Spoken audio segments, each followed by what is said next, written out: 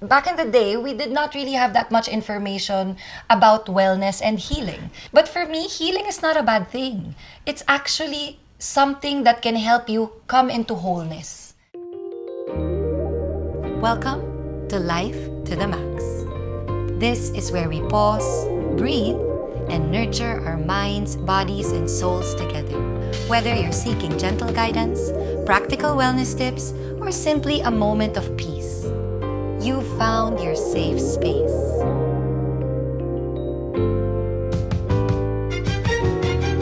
Here, healing isn't a destination. It's a beautiful journey we take one mindful step at a time. So grab your favorite tea, find your cozy corner, and let's explore what wellness means for you today.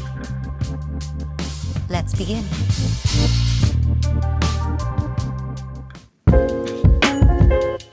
I haven't been home in a while. Now I come back to see the woman who taught me what quiet strength looks like.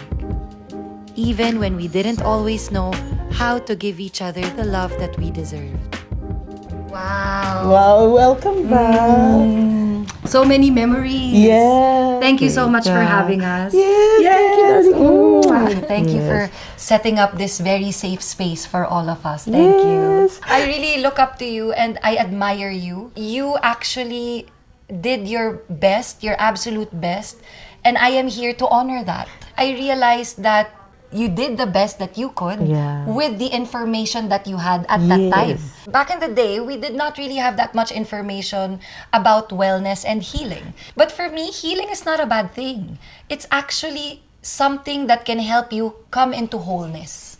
Because what happens is, when we are not whole, it means we are denying parts of ourselves that we are not at peace with yet. And it's like you're shortchanging yourself, because you could actually do much more if you could just dig deeper and find all of those other things that when you heal. Yes. And that's why I wanted to ask you about your opinion about what healing and wellness mean to you. Yeah, well, to start with, you're into yoga, right? And I'm so glad that you got into that. But I was also into yoga when I was mid-30s. I actually turned to yoga so that I wouldn't have a short temper. I wanted to make a better person of myself and use my time better. Of course, as I told you, everything we do, me and Pop, we are guided by our children. So we do everything for other people. And it makes you, I mean, if you really want to be a better person or leave a better footprint on this earth, then you always think of other people instead of yourself. It's a different feeling that you get that makes you proud of yourself, and I think it shows. It transmits. Yes. With the glow that you have. Yes, it's true. I believe being a parent is one of the most noble jobs in this it world. is. And now we're realizing that it's so important to have the right intentions when you start a family. Yes. And then, but I didn't know that back then. I know. So I just worked with what I had. But just remember, always don't be hard on yourself. You're always gonna make mistakes. Especially when we lost Papa. During that time, that was one of the most painful experiences that our whole family went through. And so I wonder, what were the practices that kept you grounded during that very challenging time?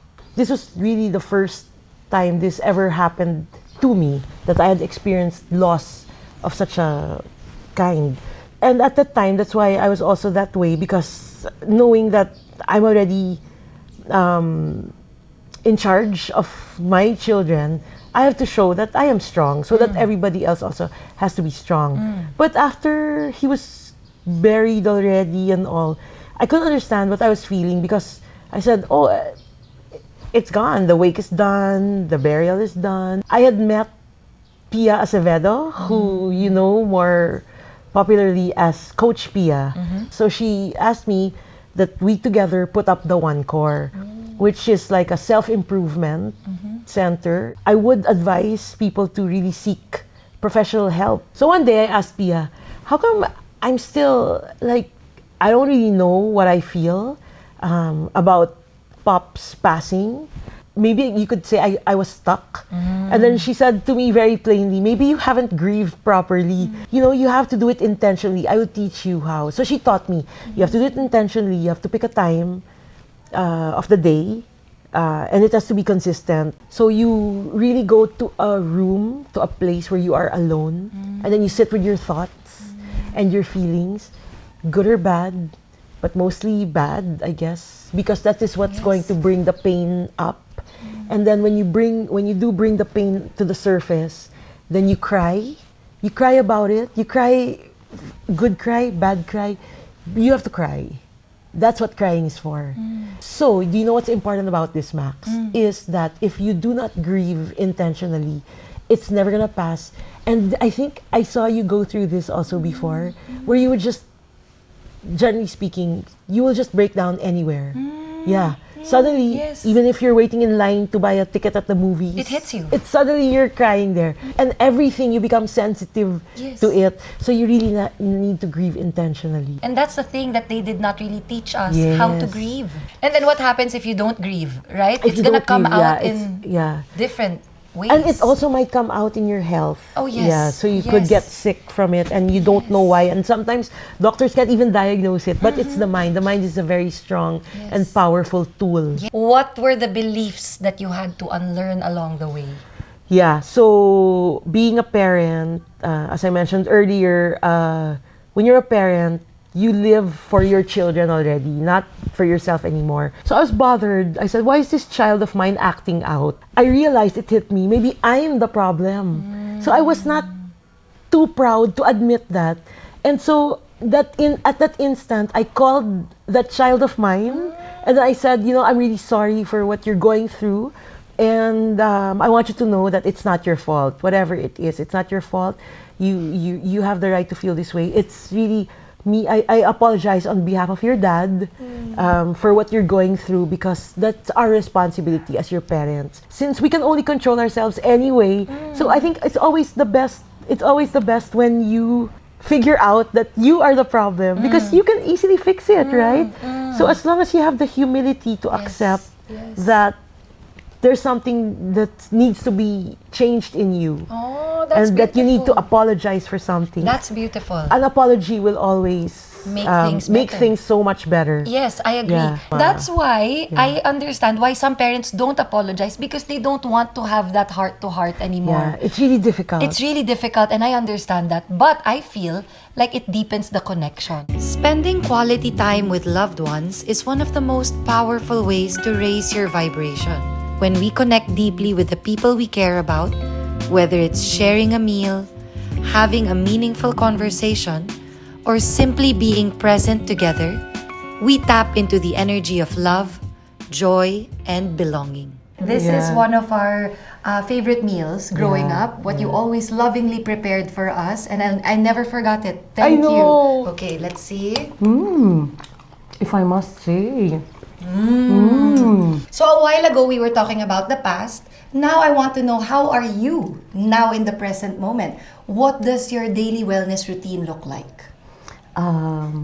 Well, I'm really a morning person, and ever since I was a child, I was really an early riser. So wake up at 5:30, and then I look right away at my Bible app and read the verse for the day, because I really believe in spirituality, leading you for the day, for the outcome of the day. Somehow it makes you it makes me more ready to face the day. And then of course I take Oli on his walk early morning, and then so we walk about 20 minutes, so go around, then come back here, and then it's really so quiet at that time of the day when nobody's still up.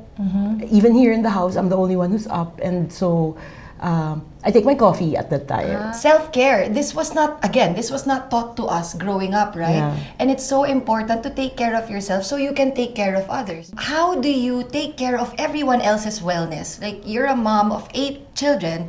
How do you take care of everyone else's wellness while keeping your own peace of mind? I think it's a mindset, really. I will go back again to parenting. Once you accept that you are already a parent, then you have to be responsible for that little person that was put in your care. And of course, it takes a village, like I said, like people say, it's true. It takes a village. It cannot be just me alone taking all the credit. Of course, Grammy was there, my mom, taking care of those that I could not be with if I'm out. I like to spend time with my children, really.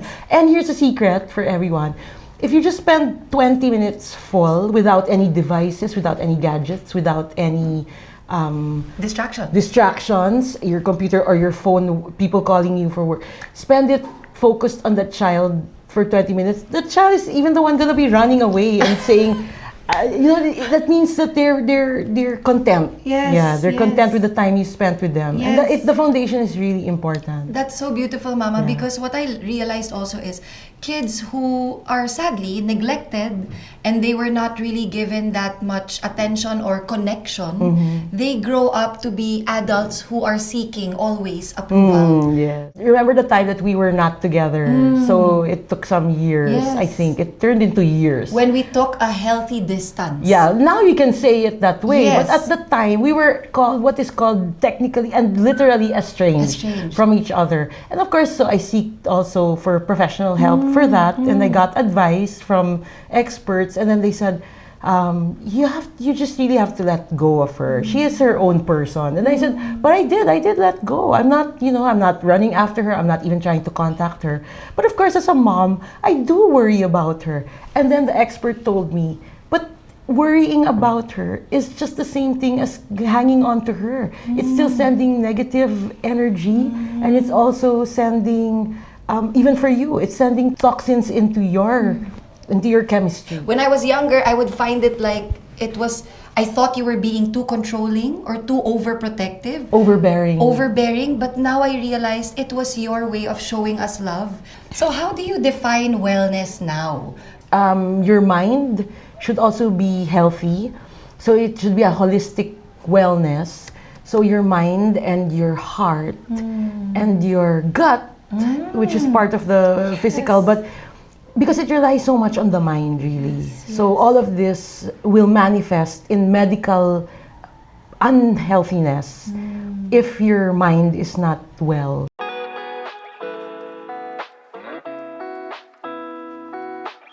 Grounding or earthing is the practice of walking barefoot on grass and connecting your body to the Earth's natural electric charge. This offers health benefits such as reduced inflammation, enhanced mood, and better sleep quality.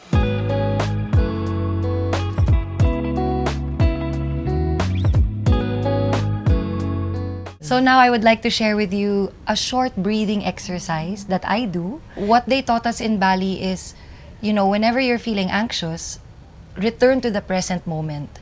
Meaning, walk barefoot on the grass, or look at the sunset, or focus on your breath. Because your breath is in the present moment, and usually our thoughts are about past and future. And it's not really helpful. So what we will do is sit in our chair, upright, feet firmly planted on the ground, and then spine straight, lengthen the spine, shoulders relaxed, and then hands will be placed gently on top of your knees or your thighs. So palms up if you want more energy, or if you want more peace or calming energy, palms down. And then close down the eyes. And then just begin connecting to the breath. Inhale.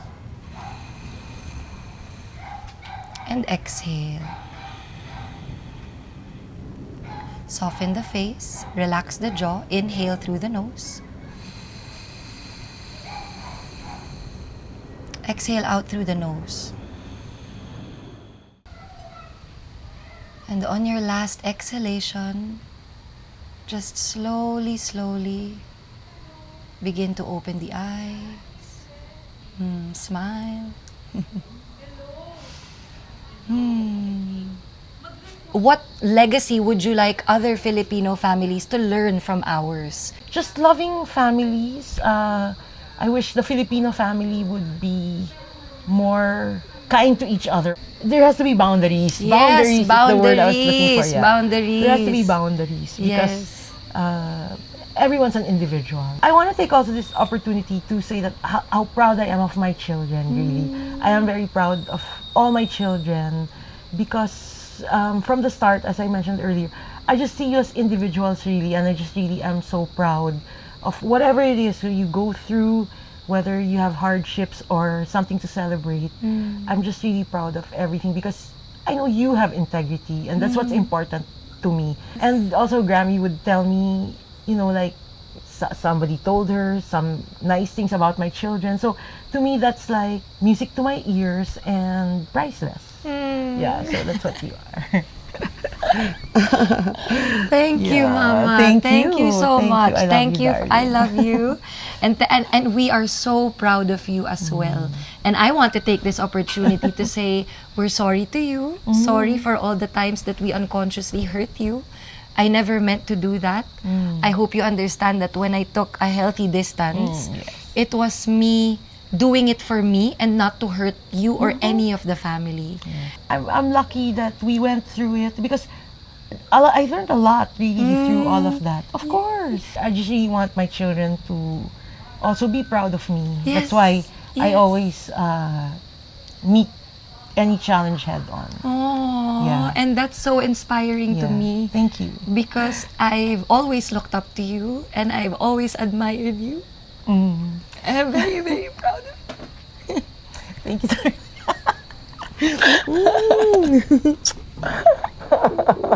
I wasn't supposed to cry. It's natural to It's cry. okay to cry. Yeah. And we're still in the privacy. Yes. With other people watching. Thank you, Mama. Thank you, darling. I love you. Thank you for the visit. Yes, of Yes. course. I love it. So that's it for today's vlog.